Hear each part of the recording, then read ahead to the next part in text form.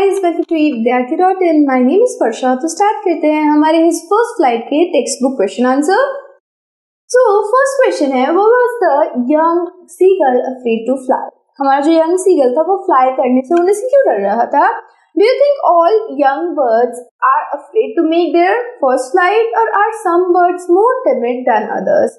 तो जो बाकी के बर्ड्स होते हैं, तो यंग सीगल की बात हुई, अब पूछ रहा है कि बाकी के बर्ड्स भी अपनी पहली उड़ान भरने से डरते हैं क्या? कुछ बर्ड ऐसे भी होते हैं जो दूसरे बर्ड्स के मुकाबले थोड़े से कमजोर होते हैं, थोड़े से हिचकिचाते हैं। ये सेकंड क्वेश्चन था। थर्ड क्वेश्चन इसी में पूछ रहा है, do you think a human baby also find it a challenge to take its first step? क्या आपको ऐसा लगता है कि जो ह्यूमन बेबीज होते हैं वो भी अपनी फर्स्ट स्टेप लेने में चैलेंज समझते थोड़ा कठिन है? चलिए इसके आंसर्स देते हैं। सबसे पहली बात, किसी भी काम को करने के लिए हमें थोड़ा सा क्या चाहिए होता है? करेज चाहिए होता है। पहली बार काम करने के लिए तो बहुत सारा करेज चाहिए होता है। सो yes, the young seagull was afraid to fly because it was his first flight and he feared of falling and hurting himself. He thought that his wings would not support him while flying.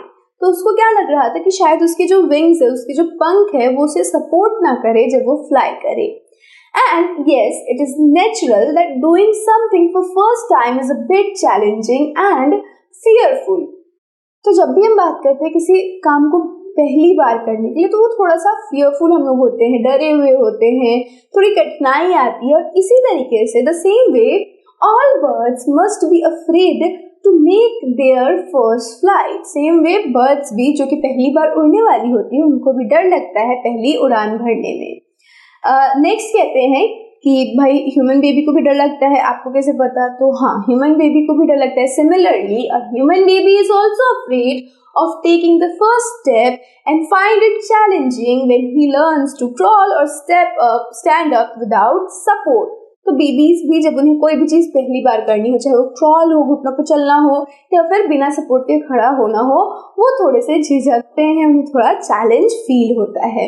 सो कोई भी काम क्यों ना हो, जब आप पहली बार उसे करते हो तो आपको क्या लगता है? डर लगता है। और जो इस डर से उभर गया वो क्या कहलाता है? सिकंदर होता है ना। हारी बाजी को जीतना हमें आता है। सो ये डर को ही हारना है, डर को ही हमें जीतना है। वो जो आप हार चुके हो अपने डर से, जो सीगल हार गया था अपने डर से, और उस डर को जीत के उसने क्या किया? सिकंदर बन गया। He become a courageous person. Next question पे चलते हैं। The sight of the food maddened him. What does this suggest? What compelled the young seagull to finally fly? तो ये जो फूड की जो साइट थी, जब उसने फूड देखा, खाना देखा, तो वो बिल्कुल पगला सा गया। तो ऐसा क्या चीजें सजेस्ट कर रही है? ये क्या सजेस्ट कर रही है ये वाला लाइन आपको?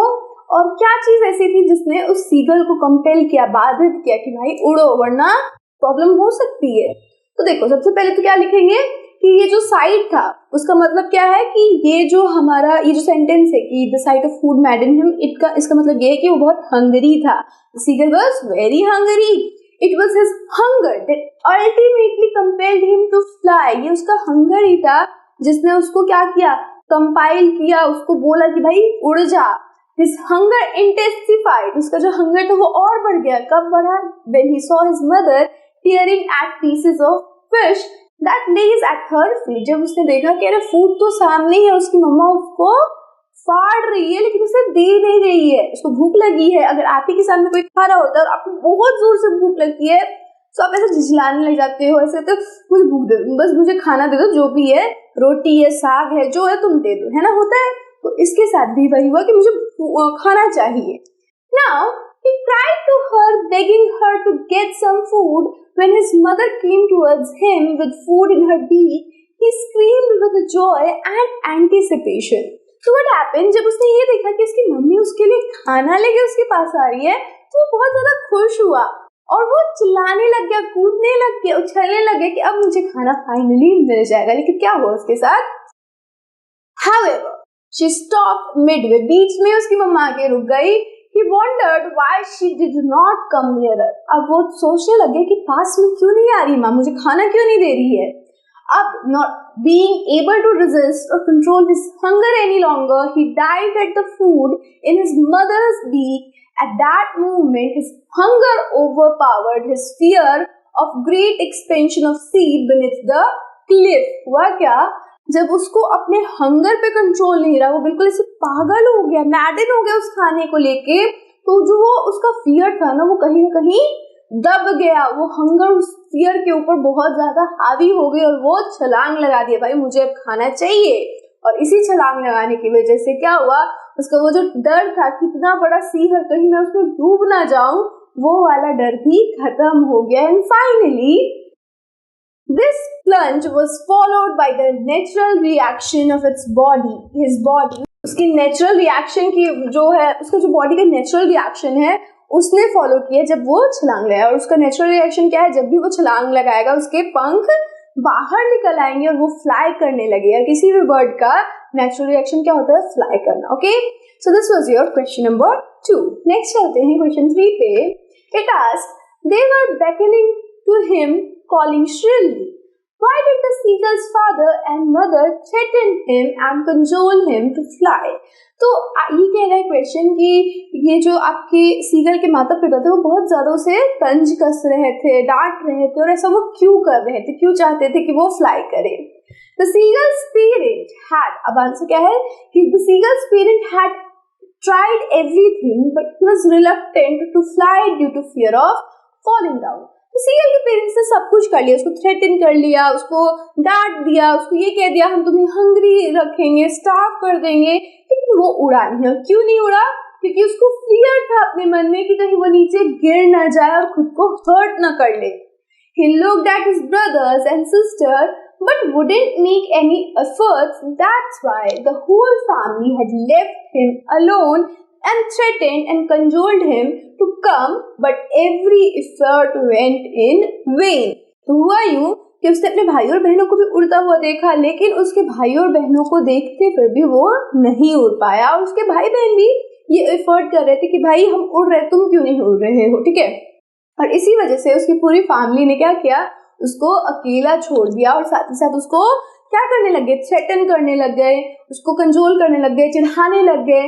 और बट ये सारी की सारी चीजें क्या हो रही थी, पानी में जा रही थी। ऐसा लगता है उसके ऊपर कोई असर ही नहीं पड़ रहा है, लेकिन लास्टली वो जो हंगर का उसका नीड था उसने उसे फ्लाई करने पे मजबूर कर दिया। तो this was your question number 3।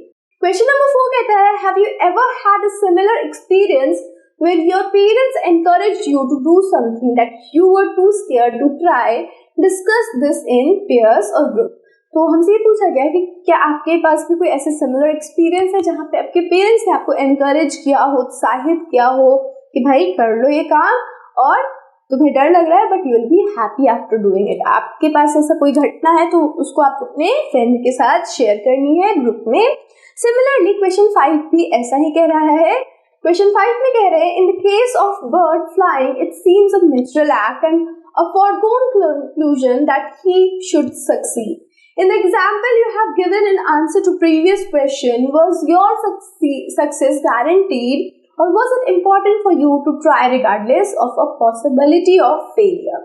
So यहाँ कह रहे कि अच्छा बर्ड के तो केस में एक तरीके से कह सकते हो निर्धारित था कि वो बंदा फ्लाई करेगा ही करेगा, और तुम्हारा वो जो एग्जाम्पल है जो कि तुमने दिया इसमें क्या तुम्हें लगता था कि तुम्हारा सक्सेस गारंटीड है, या फिर सिर्फ इतना ही तुम्हारे लिए इम्पोर्टेंट था कि तुम उस चीज को ट्राई करो regardless of possibility of failure, कि तुम फेल हो रहे हो या फिर सक्सेस कर रहे हो, इसका तुमने चिंता नहीं किया बट तुमने ट्राई किया। सो यहाँ पे हमसे ये क्वेश्चन कहा गया है कि भाई उसमें तो सक्सेस क्लियर था, लेकिन तुम्हारे केस में जो तुमने आंसर दिया है उसमें तुम्हारा क्या सक्सेस क्लियर था या फिर सिर्फ तुमने ट्राई करने के लिए ही वो पूरा का पूरा काम किया था। सो उसको भी आप खुद ही आंसर करोगे, अपने फ्रेंड के साथ शेयर करोगे कि उसके अंदर पॉसिबिलिटी थी सक्सेस की या नहीं थी, आपकी नेचुरल एक्सटेंट थी वो कि आप मतलब कर सकते हो बट फिर भी आपको डर था। तो ये सारी चीजें आपको डिस्कस करनी है आपके इस क्वेश्चन में। तो इसके साथ साथ हमारी जो चैप्टर है इसके क्वेश्चन आंसर्स यहीं पे खत्म होते हैं। So with this I would like to say my thank you. Till then stay safe and keep learning with us. Bye bye.